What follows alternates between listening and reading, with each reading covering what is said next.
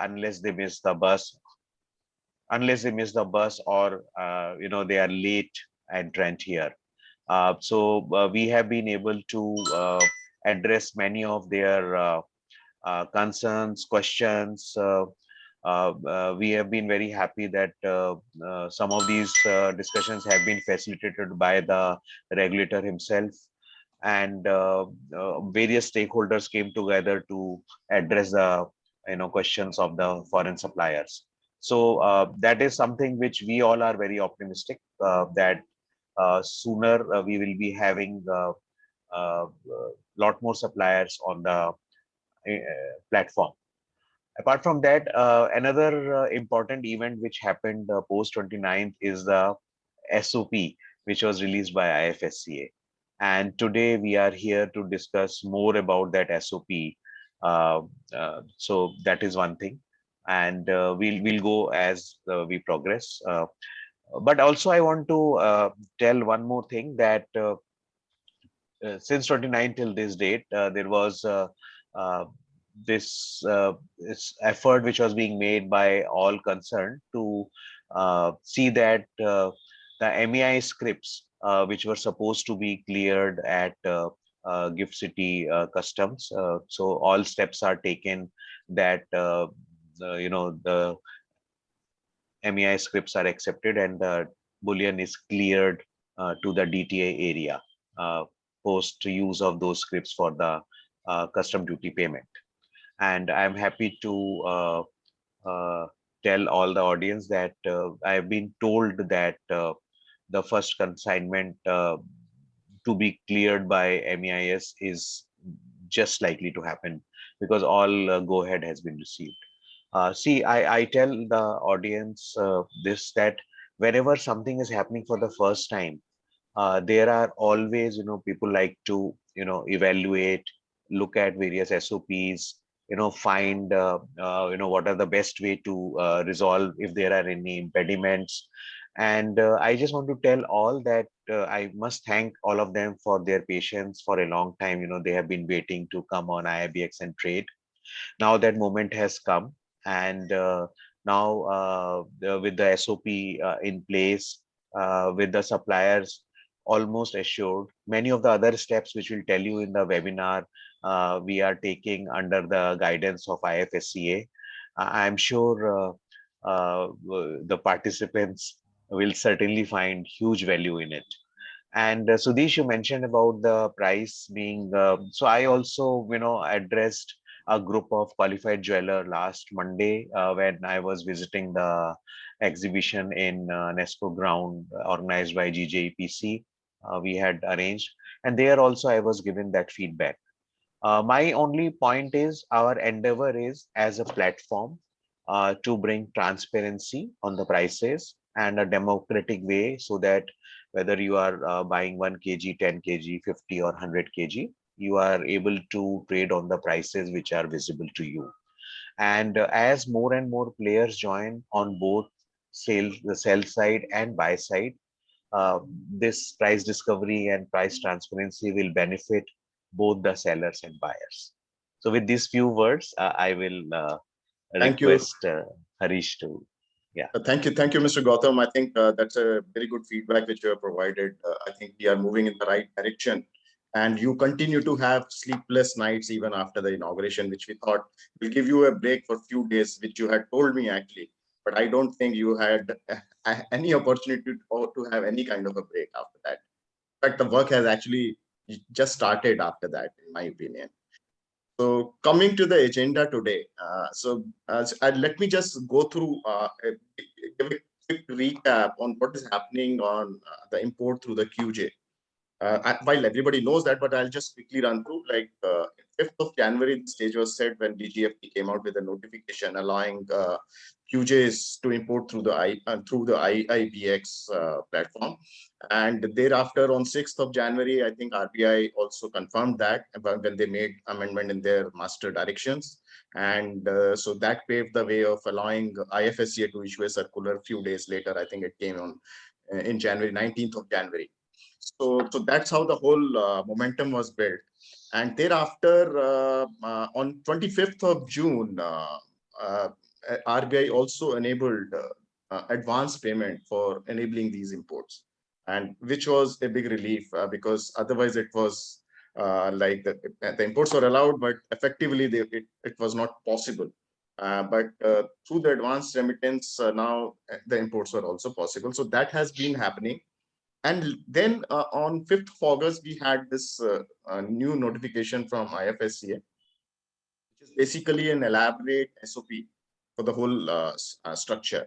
And so there had been some questions around that. And that was the main purpose of having today's session.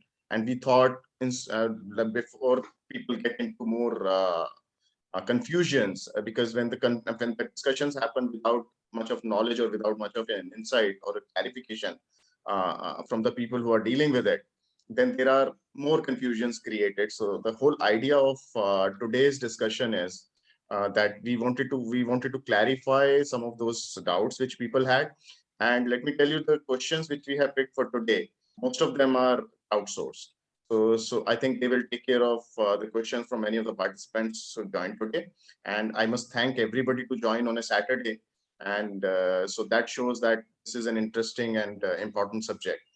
So to set the context, Mr. Gautam, let me ask you straight, like when we talk about this SOP which has been released, so it's a general question. I want a general answer. So we will have specific questions later on. So is it more clarificatory in nature, or is it in some ways in contradiction to what all circulars which I have mentioned, which have come so far? Is there any element of contradiction with that? Or is it just a clarification of whatever was there, it has been put into a proper SOP? No, this is only a facilitating circular, if I can use that term. Okay. Yeah, because Reserve Bank of India had come up with their own circular, and there they had mentioned a few things that where IFSCA will be then taking things from there forward, and obviously certain things exchange had to take care of. And so with this circular, now everything which was earlier issued, now this circular actually facilitates it in a much more clearer way for everyone to follow. So there is no element of any contradiction with any of the provisions or any of the circulars which have been issued in the past. No, it has made things more simpler and more clearer for people to comprehend and come on the exchange and start doing their buy or trades. Okay. Thank you. Another question is like, can a proprietorship firm or a partnership firm, which is a QJ, can they apply for a limited purpose trading membership, which is prescribed in this SOP? So in this SOP, I think one of the things which has been very clearly spelled out. So obviously, for qualified jewelers, there are certain qualifying criteria that one has to meet, and there is a paragraph which devotes to that how they will be onboarded. For the LPTM, what has been prescribed is that uh, you are a qualified jeweler, you are meeting those criteria. But if you want to be an LPTM, because when you are an LPTM, you are actually accessing the exchange terminal. So you need to have be a body corporate, or you should be an LLP. So with these requirements, there is a simpler logic to it. That the corporates or the body corporates or the LLPs, they actually have higher audit standards and reporting standards. So that way we can also have a little better control and to know their financials, and have a little bit of offline surveillance also, what all things are happening. uh, so in that sense, this has made things very clear, and we are sure, confident that by 30th of August, uh, we will have uh, quite a few LPTMs cleared as per the new SOP, and So they there will is be, an interest in getting in joining IIBX as an LPTM as well. yes. So both sides players are. So there are, I mean, there are when we took initial feedback, so qualified jewelers, we requested them to make a tick whether for client or LPTM. And at that time, probably some of them may not have understood, may not have understood everything. Now with this SOP coming, we are also again checking up that what are their plans, and wherever they are saying they want to come as client, we are facilitating, and they have option to choose from the trading members or the trading cum clearing members who are listed on our website. They can reach out. In fact, our trading members and trading cum clearing members are also doing marketing efforts and reaching out to the qualified jewelers and the prospective qualified jewelers and scouting for business. And for LPTM, again, there are quite a few of the qualified jewelers who have evinced interest, and we have started processing their papers. So there's a term used here is purchase order, and it's mentioned that this cannot be cancelled. So what does that mean actually? Can you clarify on that? Yeah, I mean, so this is coming from the Reserve Bank of India circular, and where they had also mentioned that any other that purchase order or some such thing prescribed. So here now it has been very clearly spelled out that there is an authorized dealer letter which will be issued by IIBX. And if you go to our website, while typing our website, kindly to reach quickly, please also type HTTPS colon and two reverse slashes. It's www.iibx.co.in. On our website, there you will find the full clarity which we have given, so that you can find all the processes and circulars, and things can become very easy. Various email IDs are also given our uh, website. More particularly for many of the audience, the important thing would be membership at iibx.co.in, where you can send your queries regarding coming as a client or as a LPTM, and all those things will be answered. So, in fact, there's one more thing is that when you are calculating or estimating the amount of advanced remittance for you to do some trade and then later on import that metal. So it's very important to really estimate the amount of the advanced remittance which is required for that trade. What Harish, exact? yeah, I think it's a very good question, because the point you are elaborating has been, and this was our point of discussion also when we spoke to our regulator in IFSC, as well as we gave inputs for other discussions with the regulators, because they needed some evidence, on what basis the advanced dollar will come.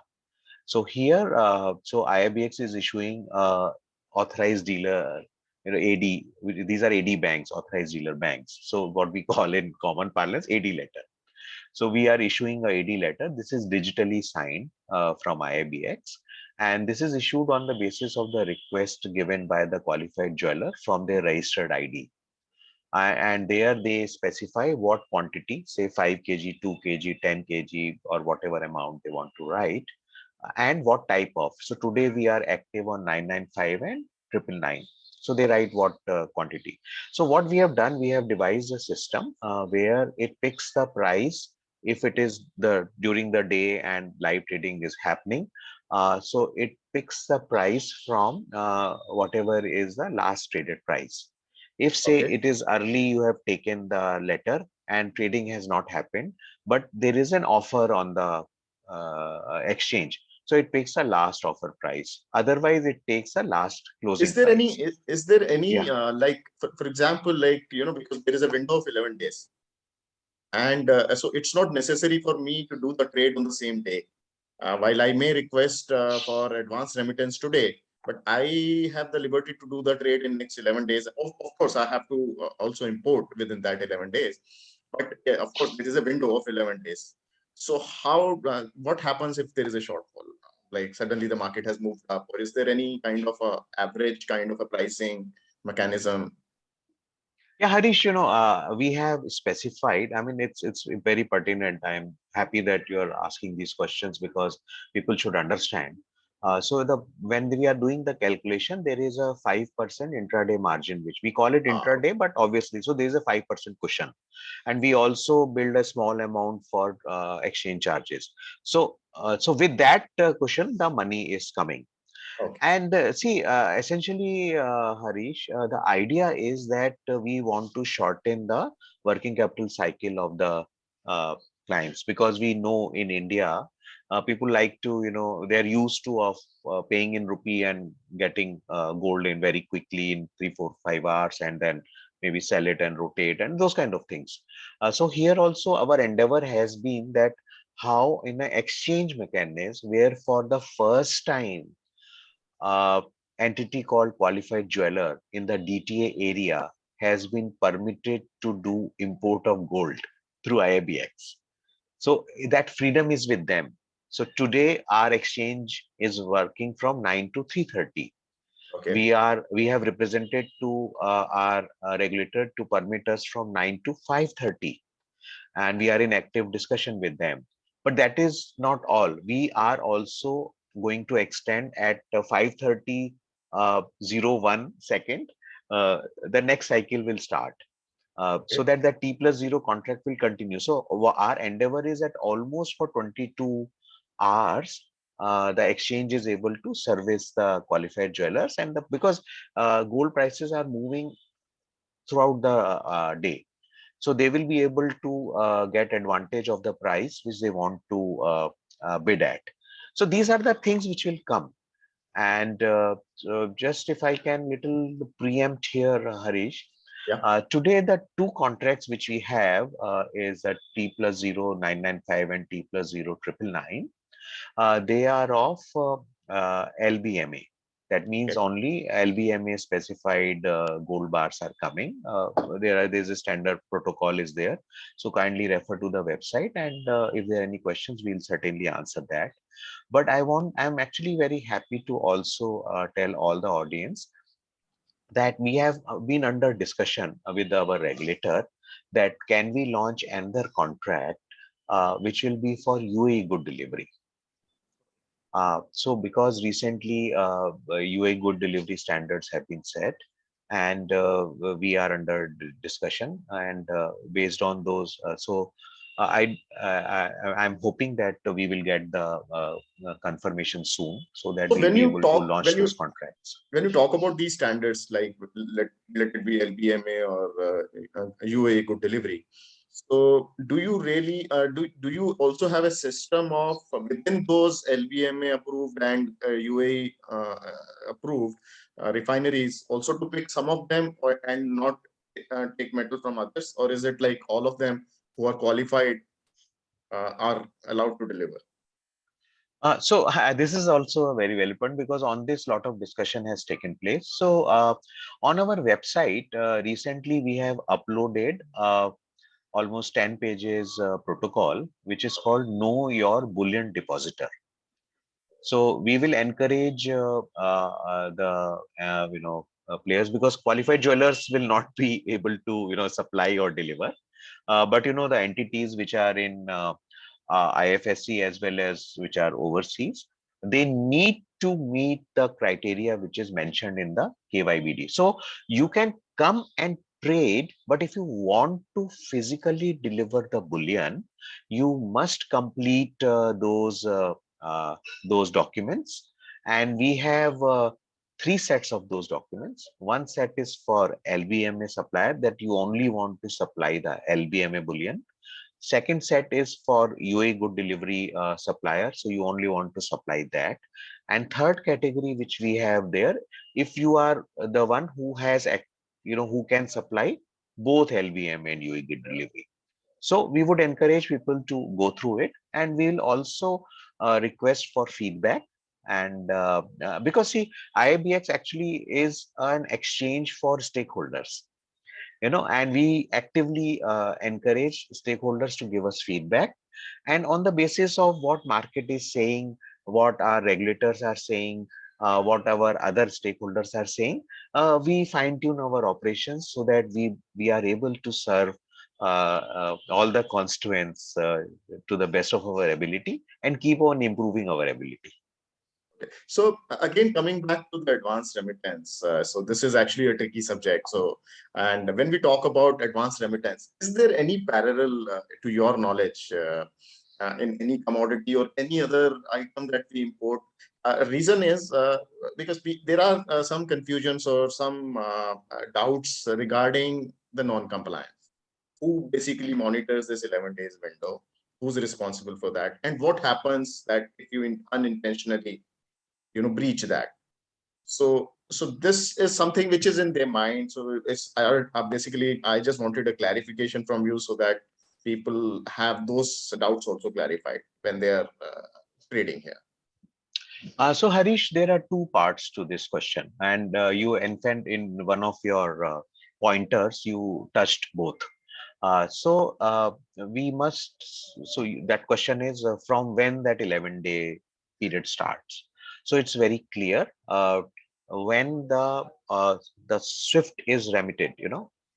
So dollar conversion has happened and SWIFT has been remitted on that day. So that means the instructions for dollar have been released. So that is the day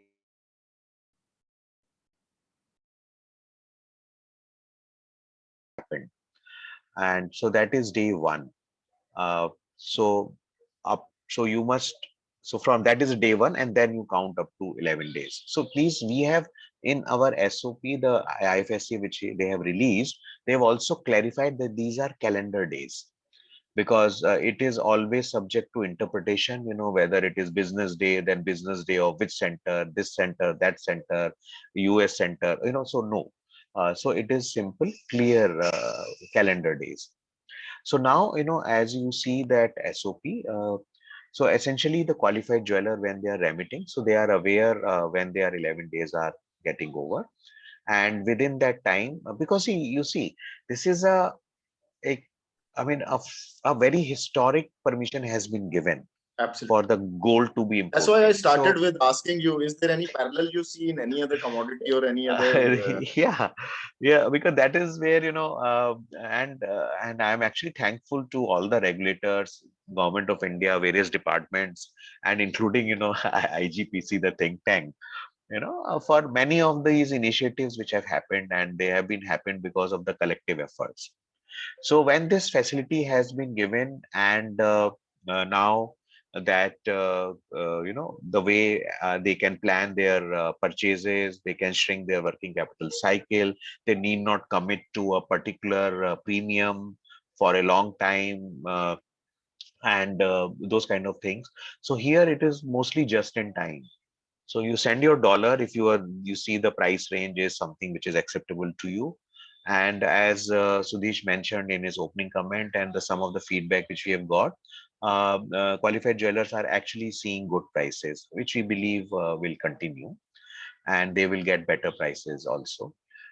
So when this is particular thing is happening, so in this context, it is very important for us to ensure that within 11 days, the trade happens, and they are able to file the bill of entry by then. And I'm sure the qualified jewelers who are being onboarded, they meet certain criteria, right? They have a particular net worth. They have been in this business for a particular number of years, and they know this trade, and they are expected to behave responsibly. But obviously, trust me, everybody in this ecosystem is tracking it. You know, the so QJ in any case has to track it. The trading members are tracking it. The exchange is tracking it. The depository will track so that bill of entry is passed. I mean, filed. Sorry, and and obviously the AD banks are also tracking it. So in that sense, it's and see. I mean, it's a good question that if this is not able to happen, then what will happen? So, I mean, point is when we have set a compliance in place, we essentially want to put all our resources to actually comply it, rather than thinking, I will do non-compliance and then let me see what is the penalty or some such thing. We believe that there will be responsible behavior, but please trust me. And if there are recalcitrant, trades we see or behavior we see, obviously steps will be taken by the exchange. So we are getting some questions, so but we will take them once our preliminary set of questions are taken care of, so that that will help us in keeping the flow. And so one more thing is like there is a net worth requirement for QJs, which is 25 crores. And I don't know, like you must have seen the kind of participants which are coming there. So are there any borderline cases? So is there any word of wisdom from your side? Like, because there is there's also a requirement that we at all times need to maintain that 25 crores. So there could be questions on what happens if it goes below 25 crores for a small period, maybe something. And so I'm sure there is nothing in the SOP which has been clarified on that what happens. Is there any cooling off period? I don't think the SOP mentions that. So we assume that 25 crore means 25 crore at all times. So any word of advice to the guys who are in the borderline? So yeah, Harish, let me put it this way. So the directions from the regulators are very clear. So what they are saying, 25 crore you have to maintain at all times. So we are also being very careful. Who pass that muster. And it should not be just a case of one-off 25 crore touching and giving us a certificate. And please, if you look at our circulars and what we have said, we would be seeking every 6 months. Those timelines are given in our circulars. The certificate from the chartered accountant, and obviously that is the prescribed period. But if That we is have six reason, monthly, you said, huh? yeah, every 6 months we will be taking the certificate from the chartered accountant, and because it takes some time to close the books and all. So every 6 months, and we are giving a 3-month window for them to submit that certificate. So Okay. that is what we have prescribed as of now. But obviously there are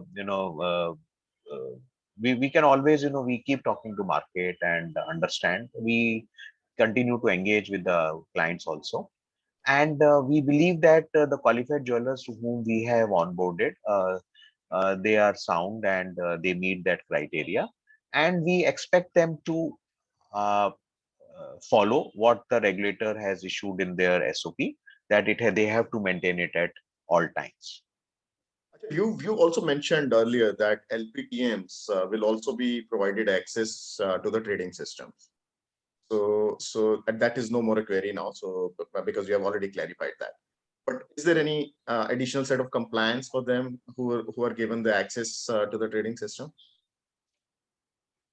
Is that See, mentioned in the? yeah, so LPTM, essentially those criteria which is for the qualified jeweler is essentially for the LPTM. But once we are onboarding them as an LPTM, a little bit deeper enhanced due diligence is done, and those we ask those certificates, and so there are various checks and balances which we have.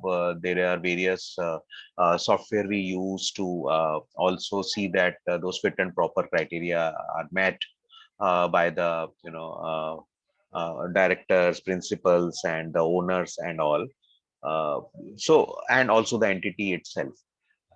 Apart from that, there are certain differences. If you're coming as a client, then or you're coming as a LPTM, those details are given on our website, that what will be the fee charged and what will be the processing fee and all.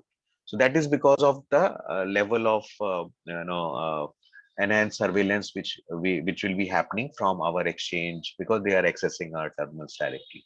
Okay. So if anybody who's seeking LPTM membership, is there a requirement of opening an office in Gift City for them? No, in fact, Harish, this LPTM itself has been, enabled so that, see, the idea is, what is the baseline? Baseline is that DGFT had permitted that the qualified jewelers, as specified by IFSCA, are permitted to import. So that is, so they are qualified jewelers. So when they are allowed to import, they are importing A as client of a trading member, B as LPTM, but they remain a qualified jeweler. So for qualified jeweler, if you are there, then you are a DTA entity, Okay. right? So so they continue to be a DTA entity and not a IFSC entity. Because see, if an entity which is established in IFSC and they become a trading member, they cannot export gold to India, or they cannot. I mean, they need a QJ to actually import gold in India. You cannot just push the gold as you cannot say you are bought on exchange, you are a IFSC entity, and then you are importing in India. No, you have to be qualified jeweler, Initially, and yeah. So only that is the basic. only the qualified jewelers can import. Yeah. Okay.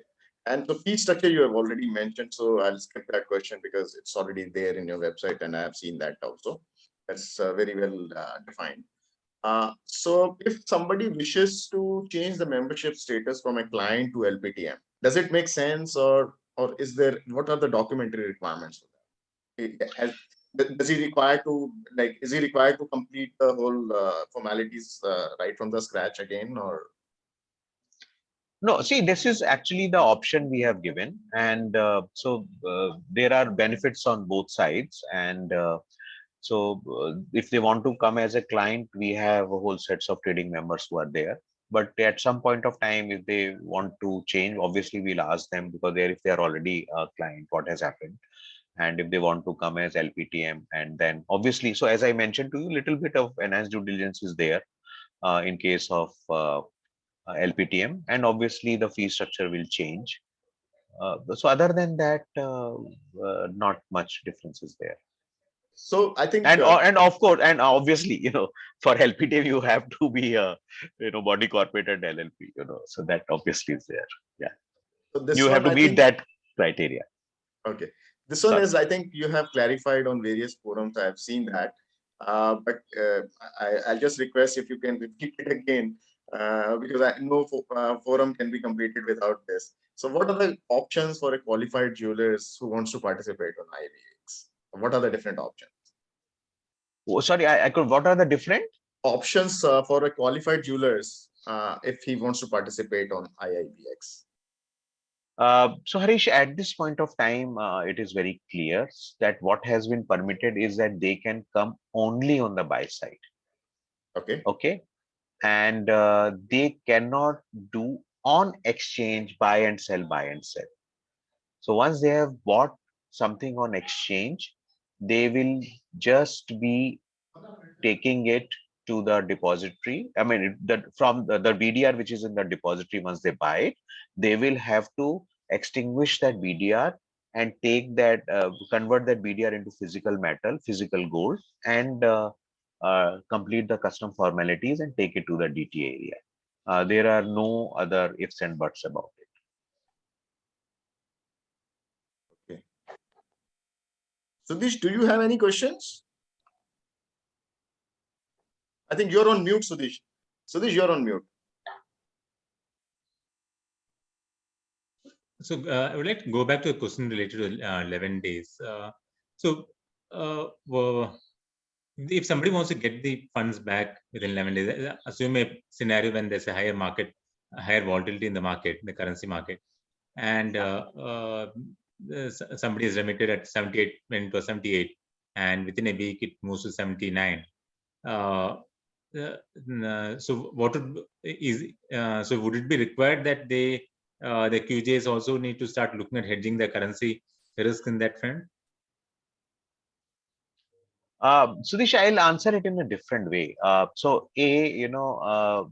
sure all the traders or the bullion traders, they are much more savvy, when they know where is their risk and how do they hedge it. Oh, And no. So in the current scenario, as you know, nobody has much of an understanding about the currency risk related to here. They primarily been just buying it from the banks and paying rupees. So you are right, Sudish. I'll just elaborate yeah, what I right. was saying. There used to be this 11-day unfixed period. Mm. Then there was this, on a 30-day consignment where they have actually logged in some kind of a premium. Then they have taken a gold metal loan, and there is a date. So they all do that hedging, And if we look at the list of the entities which are on MCX, you will see, on the trade side. Uh, or other two exchanges, NSE and BSE. If you combine that whole list, so a large number of jewelers and bullion dealers, they actually hedge themselves on exchanges. For the currency risk, obviously, the currency futures are available if they want to do that hedging.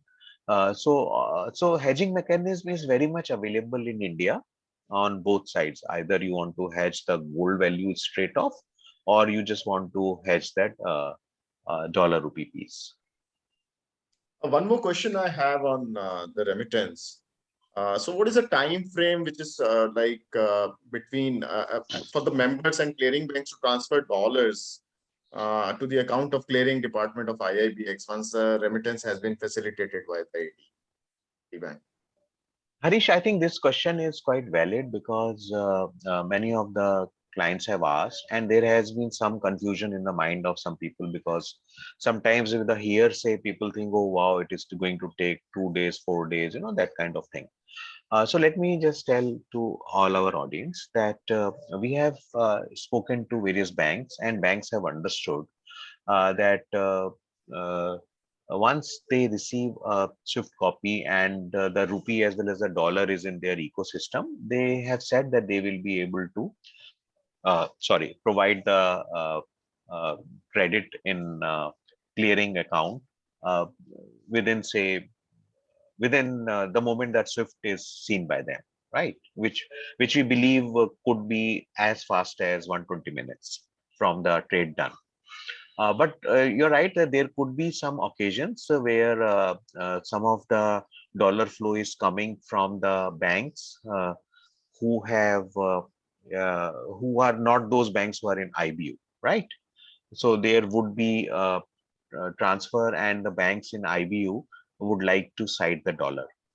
But we are talking to them, and there will be some sort of mechanism whereby we would like to ensure that this process is as much as compressed. Because Satish, as you know, I also like to tell that we are developing. It's a work in progress. That we would like to work on a process where the moment the trade is done, because there's an early pain on both sides, BDR as well as a dollar. And once the trade is done, we are able to credit within 30 minutes the BDR in their demat account, so that the same day they can get their metal released. This is a little work in progress, but it will happen. Today, the clearing is happening in the evening from 6 p.m. to 8 p.m. And that is the time when the BDR is getting created. So even for the But banks, you will ensure that it happens at least on the same day. sorry, for the banks, what? Sorry? So the credit happens on the same day, like the clearing banks. So banks have told me, that they are already putting up systems in place whereby the QJ remittance. So as you know, the QJ for the QJ remittance, we have created a code, what we call the UCC, Yes. unique client code. And for the first time in Indian domestic scenario, the UCC is given by the trading members, but here UCC is given by the exchange, so that in exchange for one client there is one UCC. And there is if you see that UCC, there is a unique digits in between. So those digits remain constant, whether they are with us, depository, or anywhere. Through that, we know which is that client. So the trading members, clearing member, everywhere, this through this number, we are tracking the dollar flow and the BDR flow. And this is a quite an amazing system we have been able to develop thanks to our technology partner BSC Tech, and support by all our promoters. And we hope this will be quite beneficial. And if you see in the SOP also, it is mentioned about that unique client code, which has to be specified, because that will help us to track the dollar flow. There's a term used, designated account. What is that? So can an existing dollar Nostro account be a designated account? See, so when we are creating the UCC, at that point of time, we are asking the entity to give us from where the dollar will come. Okay, and in fact, Reserve Bank of India has also mentioned, in case there is a residual dollar amount which we have to return, so that has to necessarily flow. To the same AD account which is specified and from where the dollar is coming. And I also tell you that when the request is received from the clients that they want to remit the dollar. So in our AD letter, if you see the format which is given on our website, we also specify that bank's name. So that means only that bank has to remit it. And as a precaution, we also mention the previous letter reference which that QJ has issued, so that bank would know and check up with them, how much dollar you had sent and what is the remaining. So we have tried to build in checks and balances, but everything is work in progress. We find some other suggestions and feedback, we'll further improve what we are doing. So a tricky question now. Can a QJ be a client and LPTM at the same time? No. Simple answer. Okay. So this is not my question. So this also was from the crowd source. So. No, I mean, good. I mean, we are there. We are there But to yeah, answer. good to Yes. clarify all the questions. And who can become a trading member of IIBX? Okay, so this is a good thing. And so trading members at this point of time, when IIBX was starting, so IFSCA actually took a very pragmatic step. So they said that trading members who are already on the two MIIs which are in IFSC, uh, supervised by IFSCA, which is India INX and NSE IFSC. So our regulator, in a very prudent step and pragmatic step, they said that under grandfather clause, they created something called grandfather clause. The trading members who are already on these two exchanges can become trading member on IIBX. So that way they came under grandfather clause, and there were certain so that's how on day one itself we had the trading members. But if you want to apply as a trading member or as a clearing member, so you need to have a presence in IFSC, and there are other formalities which you have to do. Once you have filled those details and all and completed those formalities, then you apply to the exchange that you want to become a trading member or trading and clearing members. You must have those, you must meet those criteria for capital, net worth, and other things. Post that, obviously, we scrutinize the documents, satisfy ourselves, and we recommend to our regulator for their approval. So once the approval is received, then the entities can be designated as a trading member or some such thing. So one thing which it's a technical question though. So as I understand, QJs can only do one-way trade. They can only buy, and Sure. so they cannot sell. Like out of the buys also they cannot sell within that 11 days period. No. So in that scenario, first of all, what could be the logic of that? And if that is a scenario, so basically what happens is, like, if there is an opportunity, the benefit of trading on exchanges, that if I have an opportunity in the short term, I don't catch that. So, and in any case, till the time the metal has not cleared, it is not imported. So it will not amount to export as well. So technically, I am not breaching anything. So that is one part. Second part is, in such a scenario, who will do the two-way trade? Okay, so Harish, the first part we are very clear, and that QJ just cannot do buy and sell. They cannot buy and they cannot sell, and they cannot come on the sell side at all. And in fact, just to tell you, we have disabled QJ. QJs on the basis of that UCC, their sell side in our exchange. So that is one thing. Now, who will do the two-way trade? Now, that's a very good question, and that's where I want to now I'll tell a lot of things to the audience. Little elaborate answer, but please bear with me. So, so audience, so you all know, many of you are trading members, and I encourage you to, take advantage of this. Recently, Government of India has given a relaxation that the NRIs who trade in BDR, they are also exempted from gain, whatever gains are there, taxes on that. So that is it's a very welcome step, and that opens up something amazing. What is that? It opens up. It opens up that the NRIs, the people of Indian origins, and other investors outside India, or those who are in IFSC itself, they can invest in bullion. They can invest in gold, which is today there, and maybe silver later.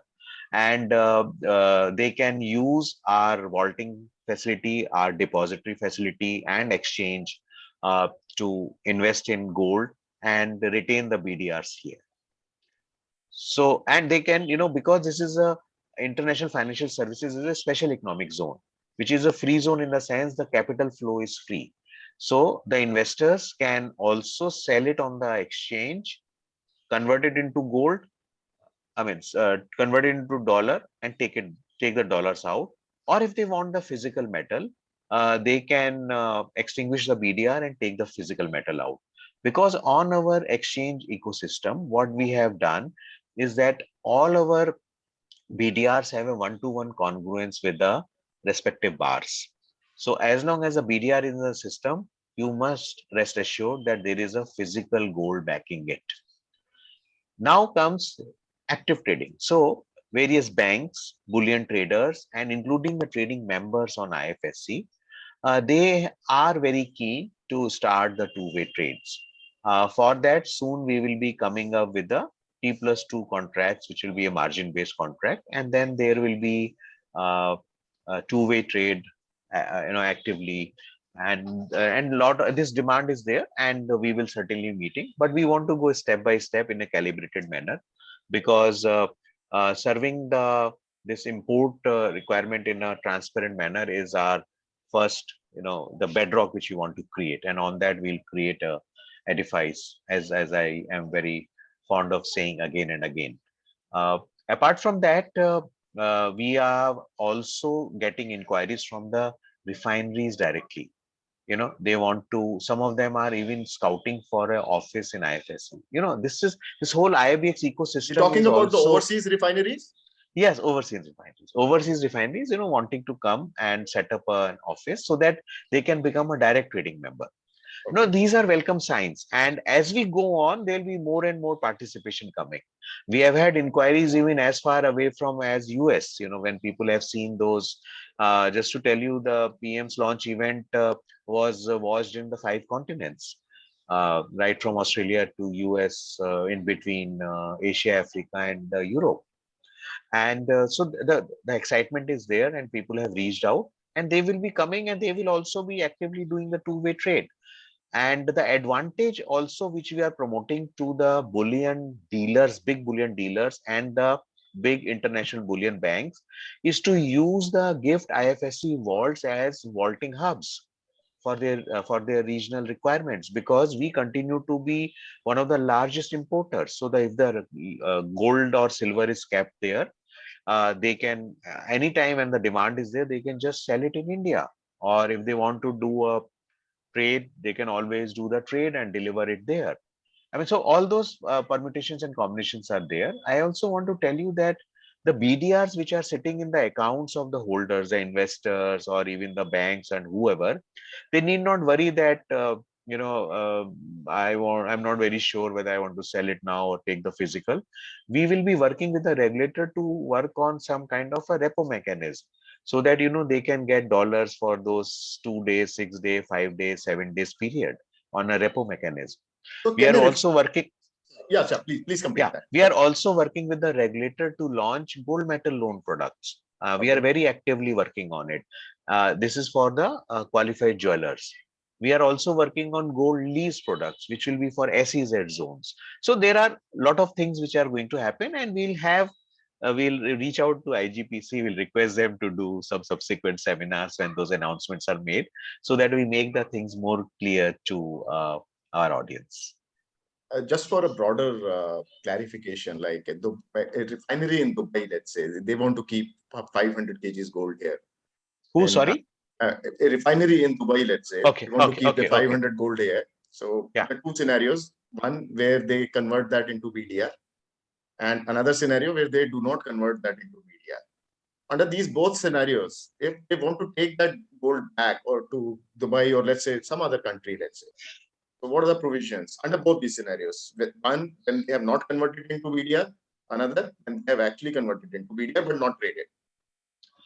Harish, I think this is a very valid point. And when we are talking to the foreign bullion banks and the foreign, big bullion dealers, this is one of the pitch we are making. That so the vaults which we have in GIFT IFSC has two parts. One is what is that SEZ vault, and second is what is IFSC approved IIBX vault, right? So they have a choice if they want to keep it there in the SEZ vault and also serve the domestic consignment model, they can continue to do that, and from there also they can take it without any restriction, and that there is no bar on it. And even if they have converted into BDR, they can just give a simple BDR extinguishment request, and the gold they can take out very without any problem. In this, I would also like to say the advantages of, if you have a BDR made. So if you see the opportunity, you can sell it. If you want liquidity, you can do the repo once we launch it, or you want to take it back, you can take it back. And what we have been given to understand by our vaulting partners, and mind you, I encourage you all to sometimes visit GIFT IFSC and come on a tour. You will see some phenomenal vaulting facilities which have been created by our vaulting partners. Two of them are our sponsors, and so you will realize that the sponsors of this webinar, sorry. Yeah, so you will realize that uh, this is all state of the art. There is a vault which has a physical separation, and you can freely move from SEZ to the IFSC. The IFSCA approved IIBX vault. So in that sense, it has flexibility on both sides, and whatever suits you, you can do. So we are trying to create a huge Bullion ecosystem, which should benefit all. So I think I have completed all my questions. Sudhish, do you have any, or then we Yeah, open it to the... let's get to questions from the participants. Yes. So that's and from anonymous. I want to know what is the difference between the old SOP and the latest issued on 5th August. I think this is clarified. Like this is a more elaborate, but it is basically the summary of all of the circulars which have been issued on. Is that all? Okay, I think we that's have a one more question from Mr. Amit Sampath. Can a QJ have more than one TM and trade simultaneously with both of them? So basically LPTM, I think he meant. So can a QJ have more than one LPTMs? No, I think what he's trying to say, my understanding, that can a QJ can come as a client with two trading members or more. That is probably what is my understanding. Okay. No, I mean, at this point of time, it is, you can just get through a trading member. But we will see later what happens, how is the kind of feedback coming and what type of checks we build in. But at this point of time, we are encouraging everyone to come through one TM. So this is a very elaborate question from Mr. Sanjeev Agarwal. For an NRI, what would be the minimum purchase value? That is first part. Second part, what is the estimate brokerage percentage? Third, what would be the vaulting cost of the underlying gold? Four, how easy would it be for the NRI to give the gold to his family in India? Five, what would be the cost of delivery of the gifted gold to the family in one of the towns in India? Okay, so let me come to the point number 5 first. Only the qualified jewelers are authorized to import gold in India. So if NRI has a BDR and they want to convert it into gold, the only option they have is to take it out of India. Okay, so they cannot send that gold in India. So that answers 4 and 5 both. 4 and 5, yeah. Okay, now comes the point, what would be the minimum purchase value? So there I will say, if you are investing in 995, today the minimum you can buy is one lot, which is 1 kg. If you are investing in 999, then the minimum one lot which you can buy is 100 grams. So that answers your question. What is estimate brokerage and what would be the vaulting cost of the underlying gold? I would encourage kindly go through the website. There everything is there. At this forum, I don't want to give that, but it's very reasonable. I will just make a point here. It's very reasonable. It's given on my website. You will find the details there. And then there is another question. As of today, if any NRI wants to invest through your exchange, which finance company is offering this facility. So let me tell you, trading members, they have overseas offices and they are actively scouting for the NRIs who would like to invest in the gold. And we encourage you to look at our website. And now, uh, so kindly also, I'll please send a mail to us on membership or the BD, which is there, or go to my website. Those mail IDs are there. And if you are not able to connect to the trading members, we will give you that list, and you can then connect with the trading members and choose the trading members with whom you are comfortable to trade, and you will be able to trade through them. And we'll be able to help you to open a demat account and all those things, which is not a problem. But we will encourage you to do. And Sanjeev Agarwalji, why don't you become the first of our NRA clients to come and invest in gold? That will be a huge, fillip for our exchange. I'm sure he'll be writing an email to you after this conversation. Yes, we welcome that.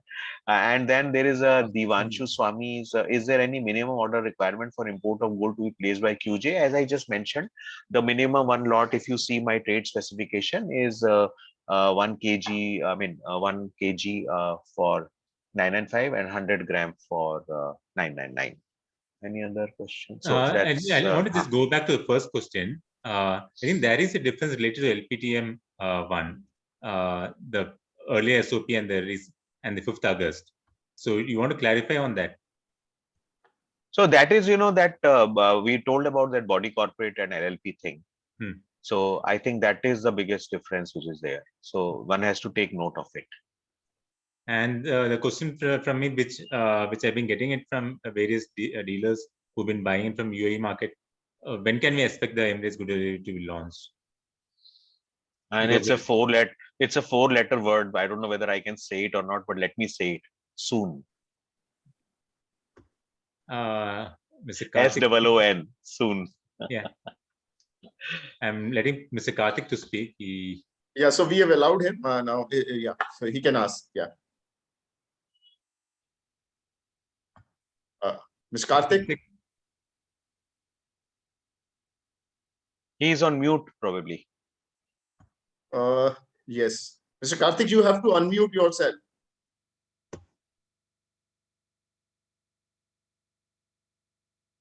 Yes, Mr. Karthik, please go ahead. Mr. Karthik? I think possibly he raised the hand by. Okay. Okay, so he has. I think he has also, he has also written it there. Sir, are there any plans to extend the trading hours in the future to 11:30, as some exchanges are planning to do the same thing with the proposed EGR trading? So this I have already mentioned. That today it is at 3:30. We have requested and we are under discussions with our regulator to make it 5:30. But once this gets settled down, we will extend it so that we cover a 22-hour window for trading in BDR. Mr. Agarwal has one more question. Does the present market have the depth to offer the similar rates as prevailing on Reuters? Sanjeev ji, the taste of the pudding lies in eating.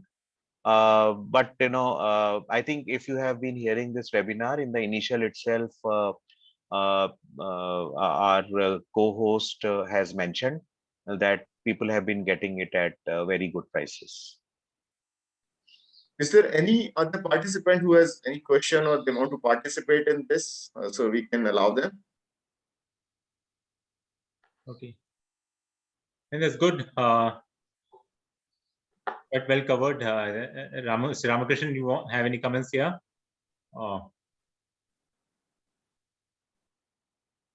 Okay.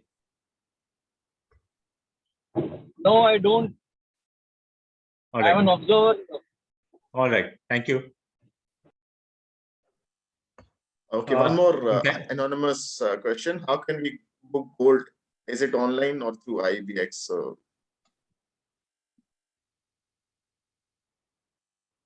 So I'm not sure whether he's a qualified jeweler. If he's a qualified jeweler, then he can come as a client, or but it is just, I mean, you have to meet those criteria, right? You have to be a qualified jeweler if you are in the India area.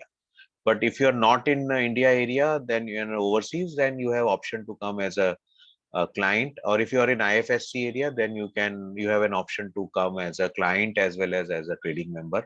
You can take your pick.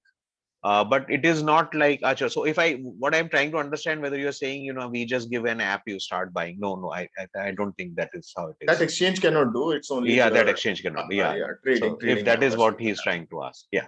I think But that should be- but it's an online platform. Let me make clear. yes, of So course, it's an online platform, obviously. Yeah. of course. Excellent. I think that leads to wrapping up the session. It's been okay.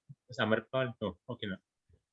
Wrapping up the sessions. So, firstly, thanks to our sponsors, Brinks Global, SQL Logistics, and MTC PAM for their continuous support. We look forward to have more such webinars, this topic, and various other topics. For information of all, it's not just going to be on IIBX. On various other topics, we'll be having the regular webinars, and that will be our mode of interacting with the trade. Thank you, Mr. Gautam, for providing very comprehensive view on the latest notification. Thank you, Harish, for putting together a great list of questions that was very elaborative. Thank you, and all of you have a good weekend. And Sudesh, just before we end, I want to wish everybody a great Independence Day celebration. It's the 75th Independence Day. We all are having the Har Ghar Taranga campaign and Azadi Ka Amrit Mahotsav. So greetings of Independence Day to everyone. Thank you.